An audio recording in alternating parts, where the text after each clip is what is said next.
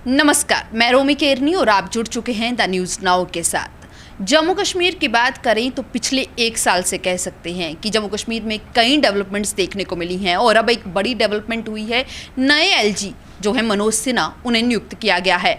अब पहले बात करें तो एक नए एलजी जब आते हैं तो उसके बाद उन्हें सारी चीज़ों को समझने में वक्त लगता है कि किस तरीके से कहां पर किस डेवलपमेंट की ज़रूरत है। और जम्मू कश्मीर के ट्रेडर्स की बात की जाए तो शायद उन्हें पिछले एक साल में काफ़ी ज़्यादा नुकसान भी हुआ है, उन्हें उम्मीदें भी हैं। क्या क्या उम्मीदें हैं और किस तरीके से अब ये अपनी पूरी बात नए एलजी के सामने रखेंगे, इस पर हम चर्चा करेंगे। हमारे साथ हैं चैम्बर ऑफ ट्रेडर्स फेडरेशन के प्रेसिडेंट नीरज आनंदी और साथ ही साथ नेशनल वाइस प्रेसिडेंट CAIT के। तो इनसे बातचीत करते हैं और जानते हैं इनका क्या कहना है। सर, सबसे पहले तो जिस तरीके से नए एलजी आए हैं जम्मू कश्मीर के, एक नए एलजी के तौर पर मनोज सिन्हा जी नियुक्त किए गए हैं, किस तरीके से लगता है कि उनसे क्या उम्मीदें जुड़ी हैं? क्योंकि पहले जो एलजी थे मुर्मू जी, उनसे उम्मीदें जुड़ी थी, उन्होंने आश्वासन दिए होंगे। अब एक नए एलजी आ गए हैं, अब उनसे बातचीत करनी है, उनसे आश्वासन मिलेंगे।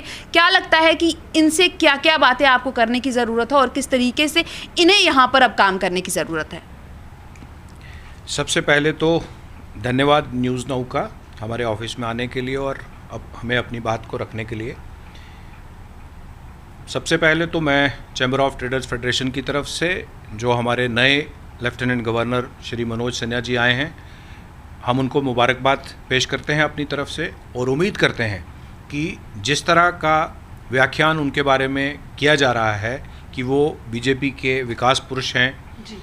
और एडमिनिस्ट्रेशन को अच्छे तरीके से चलाने का उनको अनुभव है, वो केंद्रीय मंत्री रह चुके हैं, उसमें हमें एक उम्मीद जगती है कि शायद हमारी जो पॉलिटिकली बहुत कॉम्प्लिकेटेड स्टेट है, मैं अगर कहूँ तो उसमें कोई गुरेज नहीं होना चाहिए, तो उनका जो पॉलिटिकल और एडमिनिस्ट्रेटिव जो एक्सपीरियंस है वो हम समझते हैं कि शायद एक अच्छे भविष्य की तरफ हमारी यूटी को ले जाए, ऐसी हम कामना करते हैं जी।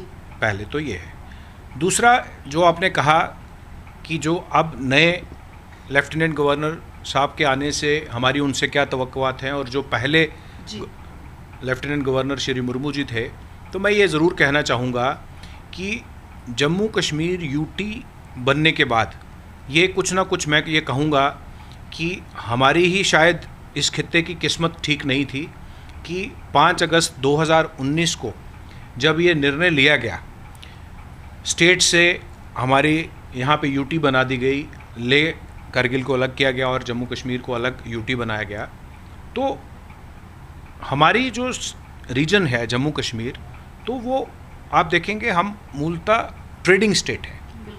और अगस्त माह में जब ये हुआ तो हमारी जो इकोनॉमी है हॉर्टिकल्चर बेस्ड, पर्टिकुलरली कश्मीर में आप देखते हैं पियर और एप्पल की सबसे बड़ी इकोनॉमी है, तो वो सीज़न रहता है। जैसे आज हम अगस्त माह में ही इस बात को कर रहे हैं, साल हो गया है, तो अभी आप देखते हैं पियर्स भी वहाँ से आना शुरू हो रहे हैं और एप्पल भी वहाँ से आना शुरू हुए। तो जैसे वहाँ उस वक्त लॉकडाउन हुआ तो पूरे देश भर ने तो लॉकडाउन मार्च महीने में देखा, लेकिन जम्मू कश्मीर में वो लॉकडाउन 5 अगस्त 2019 को भी हमने देखा, तो उसका एक बहुत ही बुरा असर हमारी इकोनॉमी पे पड़ा। तो चाहे वो हमारे कश्मीर के ग्रोअर थे, हमारे ट्रांसपोर्टर थे, जम्मू के हमारे ट्रांसपोर्टर थे, जम्मू के हमारे फ्रूट के व्यापारी थे, जम्मू में हमारे कोल्ड स्टोरेजेस के व्यापारी थे, तो कहीं ना कहीं जो एक इंटरडिपेंडेंट इकोनॉमी है हमारी बोथ रीजन्स की, वो बुरी तरीके से प्रभावित हुई। तो मुझे ये कहने में कोई गुरेज नहीं है कि अभी हम उसमें से रिकवर ही कर रहे थे तो कोरोना पेंडेमिक आ गया और इस कोविड-19 ने तो हमारी कमर पूरे तरीके से तोड़ दी, चाहे वो हमारे इंडस्ट्री के लोग हैं, चाहे वो हमारे ट्रेड के लोग हैं। तो अब चूँकि मुर्मू साहब जब आए तो उन्होंने काफ़ी प्रयास किया। मैं ये कहूँगा कि जब भी हमें मौका मिला उनके समक्ष अपनी मुश्किलातों को रखने का, उन्होंने हमारी मुश्किलातों को सुना और काफ़ी हद तक उन्होंने उनको रिड्रेस करने के लिए नीचे डाउन द लाइन डिपार्टमेंट्स को इंस्ट्रक्ट भी किया। वो एक कमी हमें ज़रूर अब खलेगी, क्योंकि कोई भी देखिए, चाहे जितना मर्जी कोई तजुर्बेकार हो, जब वो एक नई स्टेट में या नई रीजन में आता है तो उनको उस रीजन की टर्मिनोलॉजी को, लोगों को मिलने में, समझने में वक्त तो लगता ही है। तो वो अब हम समझ रहे थे कि मुर्मू साहब उन चीज़ों से एक्लामेटाइज हुए थे, तो ग्राउंड पे कुछ चीज़ें हमें नज़र आने लगी थी। अब उनके जाने से दोबारा सिन्हा साहब को अभी समय तो लगेगा ही। तो आजकल क्या होता है हमारे व्यापार में, जैसे कहते हैं ना, हम महीने में एक दिन अगर अपना नुकसान कर लेते हैं तो वो पूरे महीने कवर नहीं होता। तो इस तरह अब हमें फिर दोबारा से ये समझना पड़ रहा है अपनी जगह कि कई ऐसे इश्यूज़ हैं जो हमें दोबारा उनके साथ टेकअप करने पड़ेंगे। वो जैसे हमारी वो गाड़ी जितनी जल्दी लाइन पे आए, हमारी तो एक्सपेक्टेशन ऐसी है, जैसा हम उनके बारे में सुन रहे हैं, कि उसमें वो कम वक्त लगेगा, जितना कम वक्त लगेगा उतना ही इस रीजन के लिए अच्छा होगा। जी सर, एक और सवाल है कि ये टोल टैक्स, इसको लेकर बड़ा बवाल रहता है हमारी स्टेट में, क्योंकि कहते हैं कि टोल लग गया, मुश्किलों का सामना आ गया, लोग प्रदर्शन करते हैं इसके खिलाफ। और वहीं अगर देखा जाए तो इंडस्ट्री का कहना था कि इस टोल के हटने से नुकसान हुआ है। अब टोल हट गया है, वहीं ट्रेडर्स का कहना था कि टोल हटेगा तो फ़ायदा होगा। और बेचारा कंज्यूमर जो है उसको ये बार बार कहा जाता था कि भाई टोल हटेगा तो चीज़ें सस्ती होंगी, मार्केट में आपको चीज़ें सस्ती मिलेंगी। बट अगर आज भी देखें, अगर एक कंज्यूमर के तौर पर बात करूं तो मैं आज भी एक मैगी लेने जाऊं तो 12 रुपये की ही मिल रही है, उसमें कोई कमी नहीं देखने को मिली। बाकी कोई बिस्किट की बात की जाए, जो 20 रुपये का था वो 20 में ही मिल रहा है, किसी चीज़ में कोई कमी नहीं देखने को मिली है। तो ये टोल हटने से क्या फ़ायदे हुए और क्या नुकसान? देखिए, पहले तो दो बातें हैं जो समझने वाली हैं। हमारे रीजन में दो तरह का टोल लगता था, जिसका विरोध हम करते थे कि भाई after the implementation of GST, toll tax on goods, जिसका हम विरोध करते थे। और एक टोल वो है जिसकी आज बहुत चर्चा है कि जो नेशनल हाईवे ऑफ अथॉरिटी जो है चार्ज करती है, वो चार्ज करती है toll tax on vehicles for maintenance of roads. तो हमारे यहाँ पे क्या था जिसका विरोध हम व्यापारी करते थे, that was toll tax on goods. वो जो पिछले लेफ्टिनेंट गवर्नर थे, उन्होंने 30 दिसंबर को 2019 को उसको विड्रॉ किया था, टोल टैक्स ऑन गुड्स को, जो एक सराहनीय कदम था। और जिसको आपने कहा कि जो हम प्रोटेस्ट करते थे जिसके लिए, कि आपने कहा अगर वो हटा तो हमें क्या फ़ायदा मिला।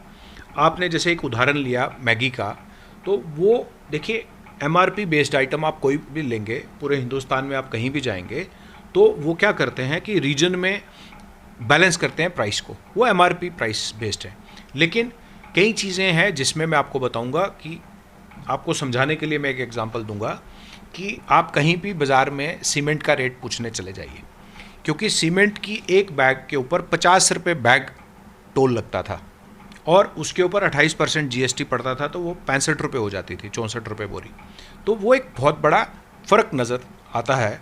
वो आज आप पता करिए, कहीं पे भी आप बाज़ार में चले जाइए, आप देखिए कि रिटेल रेट ऑफ सीमेंट 2019 में 450 रुपये के आसपास था।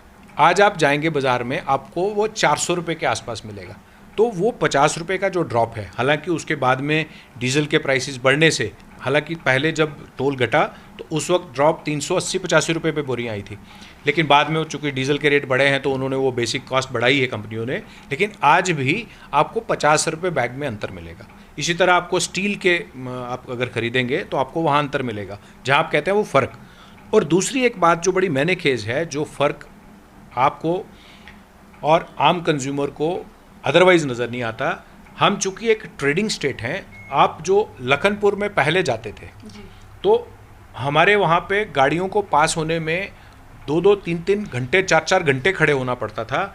आज आप जाते हैं तो आप फ्री फ्लो ऑफ मूवमेंट देखते हैं। ऐसा नहीं हुआ गया कि गाड़ियाँ नहीं आ रही हैं या पहले नहीं आती थी या हमारे यहाँ पे कोई कमी हो गई है, गाड़ियाँ उतनी आ रही, लेकिन वो फ्री फ्लो हो गया है।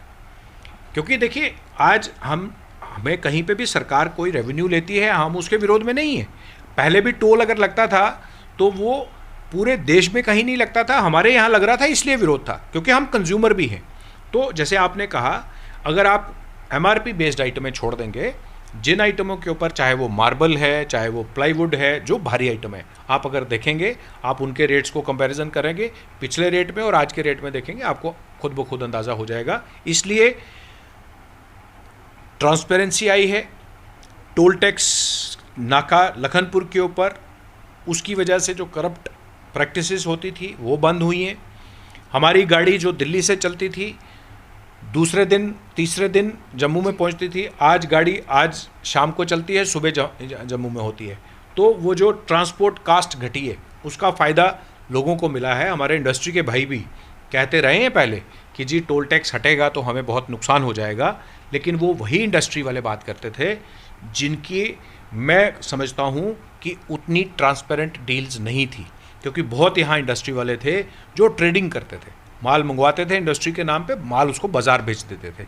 आज वो जो ठीक काम करने वाले इंडस्ट्रियलिस्ट भाई हैं, कहीं से हमें कोई परेशानी वाली बात नहीं, क्योंकि हमने कभी भी देखिए गवर्नमेंट इंडस्ट्री को और कई तरह के इंसेंटिव देती थी, हमने कभी भी इस बात का विरोध नहीं किया कि आप इंडस्ट्री को इंसेंटिवाइज क्यों कर रहे हैं। देखिए हम एक ऐसे रीजन में हैं, अगर इंडस्ट्री को प्रमोट करने के लिए गवर्नमेंट 2 तरह की, 4 तरह की, 5 तरह की कुछ भी शॉप्स उनको देती है, तो अगर कहीं पे टोल टैक्स की वजह से उनको नुकसान होता था, हमने सदा कहा है कि आप उनको रेम्यूनरेट करिए। हम कहीं पे भी इंडस्ट्री के खिलाफ नहीं थे, तो इसलिए कहीं पे भी हमें वो परेशानी नहीं आई है। और जहाँ तक टोल टैक्स ऑन गुड्स घटने के बाद हम समझते हैं कि जो ट्रांसपेरेंसी आई है लखनपुर में, जो फ्री फ्लो ऑफ मूवमेंट हुई है, जो जीएसटी का एक बेसिक प्रिंसिपल था, वन नेशन वन टैक्स, तो एक किस्म की पूरी तरीके से यूनिफिकेशन हुई है हमारी पूरे देश के साथ।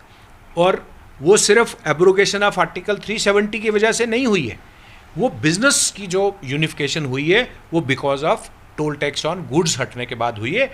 आज हम जो दिल्ली में टैक्सेशन रेट है वही टैक्सेशन रेट आज जम्मू में भी है, जो कि टोल लगने से अदरवाइज वो बढ़ जाता था, हम compete नहीं कर पाते थे, अनफेयर प्रैक्टिसेस से फिर पंजाब से माल आना शुरू होता था, उन चीज़ों का फ़र्क पड़ा है। और काफ़ी हद तक कंज्यूमर्स को यहाँ पे जम्मू में चीज़ें जो, क्योंकि वज़न के ऊपर टोल लगता था, ठीक है, वो वज़न की वजह से उस वक्त जैसे तेल का टीन ही था, अगर 15 किलो का टीन था तो 15 किलो के टीन के ऊपर जितना टोल लगता था वो इमीडिएट व्यापारियों ने घटाया था। तो वो चीज़ें हैं जहाँ पे आपको नज़र आएगा। बिल्कुल। एक और सवाल है कि कश्मीर में अगर देखा जाए तो कश्मीर ट्रेडर्स जो है उनकी तरफ से कहा जा रहा है कि जो जीएसटी पे लगने वाला इंटरेस्ट है या बाकी पेनल्टीज़ हैं उसे वेव ऑफ कर देना चाहिए अब सरकार को, क्योंकि पहले से ही अगर देखा जाए पिछले 1 साल से ही ट्रेडर्स काफ़ी ज़्यादा नुकसान झेल रहे हैं। तो क्या जम्मू ट्रेडर फेडरेशन का भी कोई ऐसा ही स्टैंड है? नहीं, देखिए वो तो बिल्कुल जायज़ मांग है, क्योंकि वो पहले भी हुआ है, क्योंकि वो बेसिकली क्या है, जीएसटी के ऊपर नहीं है, जो जीएसटी की रिटर्न फाइलिंग होती है ना, तो जैसे रिटर्न फाइलिंग अगर लेट हो जाए तो उसमें प्रावधान होता है कि पर डे के हिसाब से पेनल्टी लगती है। तो वो हमने भी पहले भी लिखा है और पहले भी गवर्नमेंट ऑफ इंडिया की तरफ से, क्योंकि वो जीएसटी काउंसिल की तरफ से वेव ऑफ होता है, तो वो अब भी हो जाएगा, वो हमें पूर्णतः विश्वास है। हमने भी लिखा था, पहले भी लिखा है और वो आज भी हम लिखेंगे कि कहीं पे भी ऐसा नहीं होना चाहिए कि अगर हमारा कोई फॉल्ट नहीं है, ऐसा नहीं है कि हम रिटर्न भरना नहीं चाहते थे, तो तब हालात ही ऐसे थे।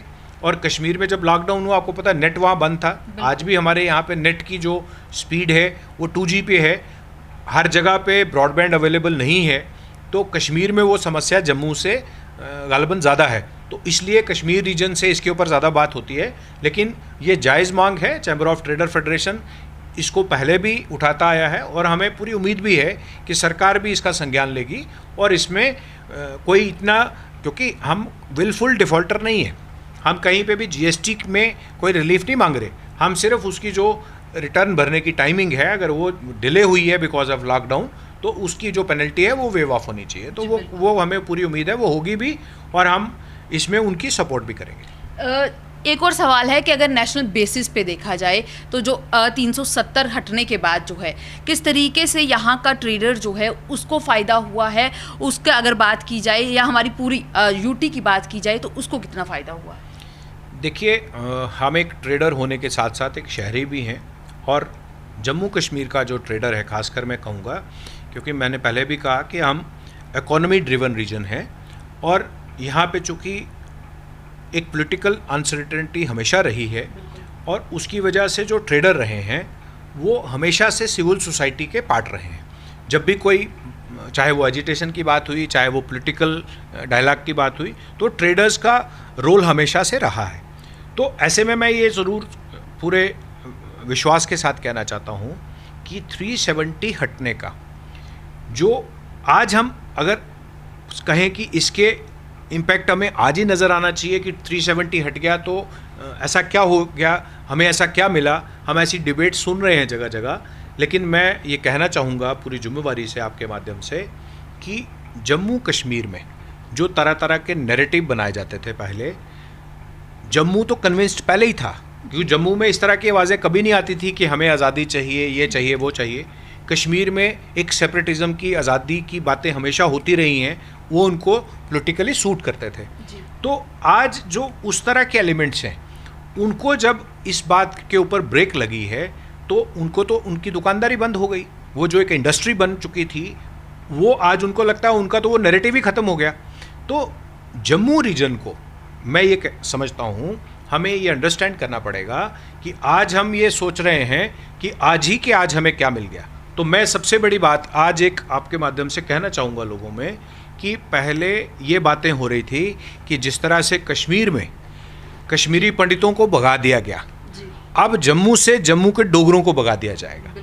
तो सबसे बड़ा फ़र्क तो यहाँ ये पड़ा है कि आज जम्मू में उस तरह का अनरेस्ट ख़त्म हो गया।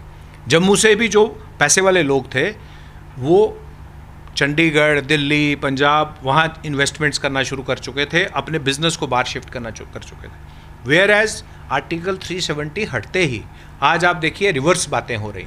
लोग कहते हैं जी कश्मीर को तो क्या फ़र्क पड़ा, कश्मीर में तो लोग इन्वेस्टमेंट करने जाएंगे नहीं, जम्मू के लोगों को फ़र्क पड़ेगा, जम्मू में लोग इन्वेस्टमेंट करेंगे। तो मैं आपके माध्यम से आपके दर्शकों को भी, आम लोगों को भी ये कहना चाहूँगा कि as a trader, as a trade leader, हम जम्मू में पूरे भारतवर्ष से जितने भी लोग हैं, हम इसको एक अपॉर्चुनिटी के तौर पे देखते हैं कि हमारा रीजन जम्मू कश्मीर में ड्यू टू पॉलिटिक्स हम लोग पीछे रह चुके।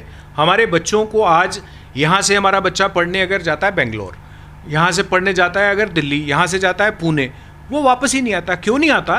क्योंकि वहाँ पे उसको अच्छी रेमुनरेशन मिलती है, उसको अच्छी जॉब मिलते हैं। तो अगर यहाँ पे इन्वेस्टमेंट आते हैं, यहाँ पे बड़ी इंडस्ट्री आती है, तो हम तो उसको विद ओपन आर्म्स एक्सेप्ट करेंगे, हमारे फ्यूचर के लिए करेंगे कि यहाँ पे जम्मू में, कश्मीर में भी हमारे लोगों को समझ आएगा कि जो लोग उस तरह का नैरेटिव बिल्ड करने का प्रयास कर रहे थे, उसके ऊपर इतनी बुरी तरीके से लगाम लगी है कि आज उनको समझ नहीं आ रहा।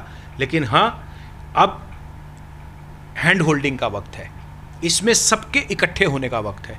मैं इसमें कहूँ, मैं एक बिजनेसमैन हूँ, मैं एक आम शहरी भी हूँ, तो मैं क्यों कहता हूँ आपको कि जम्मू कश्मीर और पर्टिकुलरली जम्मू रीजन, अगर हम तीनों रीजन्स की बात करें जो हमारी रेस्ट वाइल स्टेट थी, जम्मू कश्मीर और लेह की बात करें, तो लेह में आप देखेंगे बिज़नेस के लिए लोगों को 6 महीने का, 7 महीने का सीज़न मिलता है, कश्मीर वालों को 10 महीने का सीज़न मिलता है, लेकिन जम्मू को 12 के 12 माह का सीज़न मिलता है। तो ये हमारे लिए एडवांटेज है ना। डिसएडवांटेज कहाँ है?